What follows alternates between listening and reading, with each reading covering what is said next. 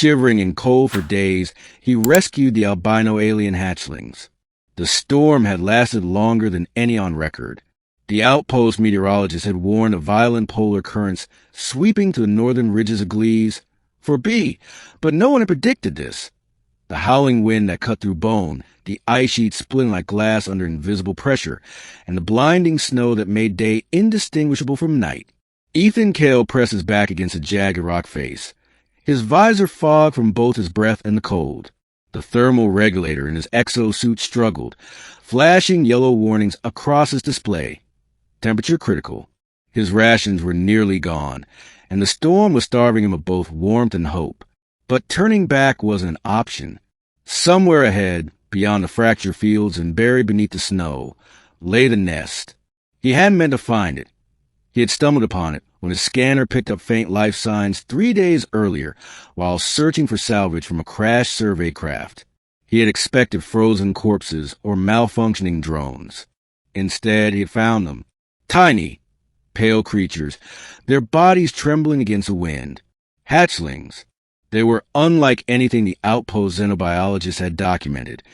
Scaled yet fragile, with translucent albino skin that shimmered faintly in the faint starlight filtering through the storm. Their eyes glowed faint silver, wide and wet, blinking at him with helpless confusion. And worst of all, there was no mother. The beginning, the unexpected discovery. Ethan had been a prospector, not a hero.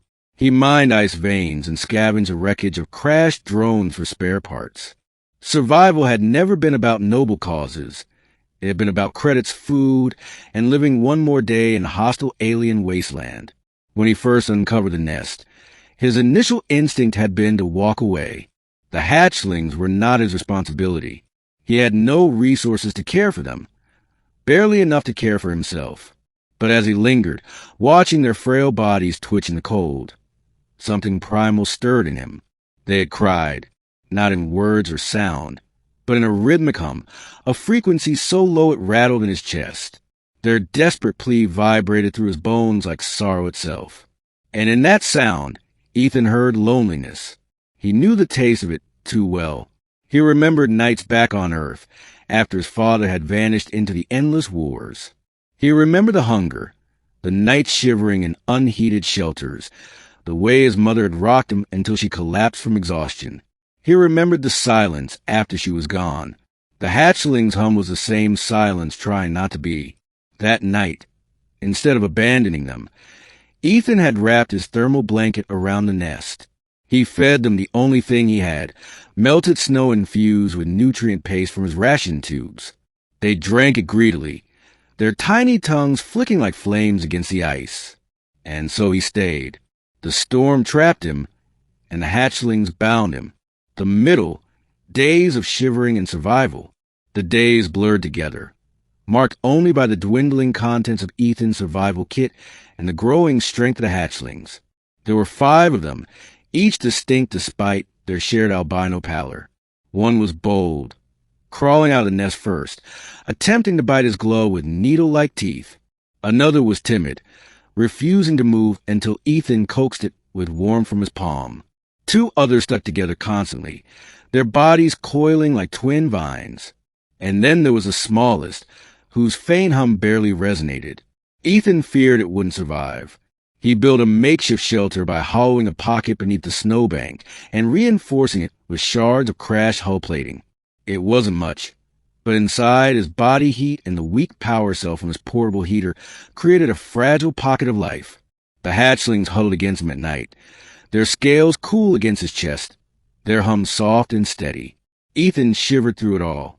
His suit's regulator failed completely on the second night, forcing him to rely on sheer willpower and rationed heater bursts. Every morning, he woke expecting to find himself frozen solid. But the hatchlings always stirred, their tiny breasts clouding the air, their eyes watching him with silent trust. And each time, he forced himself up again. He scavenged what little food he could, scraps of fungal ice growths, frozen insectoid creatures, and the last of his nutrient paste. He crushed everything together into a slurry the hatchlings could swallow. He ate only after feeding them, sometimes chewing on nothing but bitter lichen. Hunger clawed at his stomach, but their survival became more important than his. On the fourth day, the bold one tried to spread its wings. Ethan hadn't noticed them before, hidden beneath its folded scales. They were thin, fragile, and almost transparent. The hatchling staggered, fell, and whined in its low hum until Ethan lifted it back into the nest. He realized then they weren't reptiles. They were something far more. Dragons. Alien dragons. And they were utterly alone. Conflict. The predator in the storm. It was on the sixth day that the storm revealed its other danger. Ethan had gone out scavenging again when his scanner detected movement. At first, he thought it was another hatchling's mother. Hope surged. Perhaps the parent had returned, and he could finally leave them in her care. But what emerged from the snow was no savior. It was massive, with ridged armor and teeth that glinted like obsidian. Its body slithered across the ice like a serpent, but its head resembled a wolf, jaws unhinging wider than his entire body. Its eyes glowed faintly red, and in its shadow, the snow seemed to freeze harder. The predator had followed the hatchling's hum. Ethan's blood ran cold.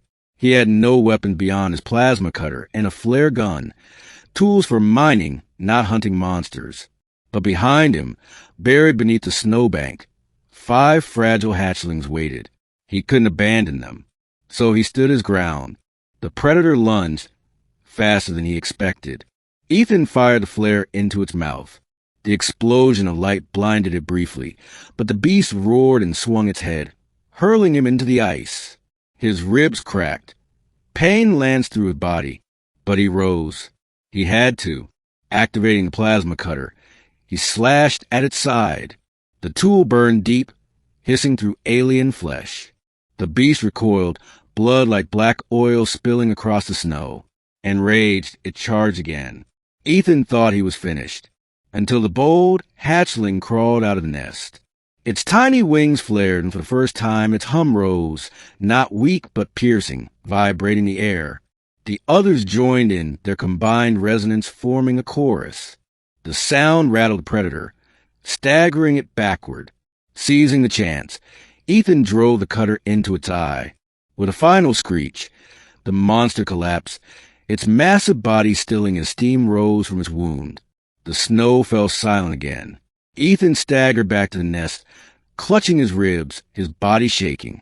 The hatchlings huddled close, their hum softer now, but proud. They had fought with him, and for the first time, Ethan realized they weren't just helpless creatures. They were survivors, like him. The ending. Hope in the frozen wasteland. The storm finally broke on the 10th day. The sun, weak and distant, pierced the clouds, painting the ice in pale gold. Ethan could barely stand, his body gone from hunger, his breath shallow. But the hatchlings were stronger now. Their wings flexed with new confidence, their scales shimmering brighter under the light. He activated his long-range beacon. Rescue would come, though perhaps not quickly. The outpost would not ignore his signal. When they arrived, he knew there would be questions about what the hatchlings were, what should be done with them, whether they were threats or treasures. But for now, none of that mattered. Ethan lay back against the snowbank, the hatchlings crawling over him, humming softly. The smallest one nestled against his neck, its hum faint but steady. He closed his eyes, tears freezing at the corners. He had been shivering in cold for days, trapped in a storm that seemed endless. But in saving the albino hatchlings, something inside him had thawed. For the first time in years, he didn't feel alone.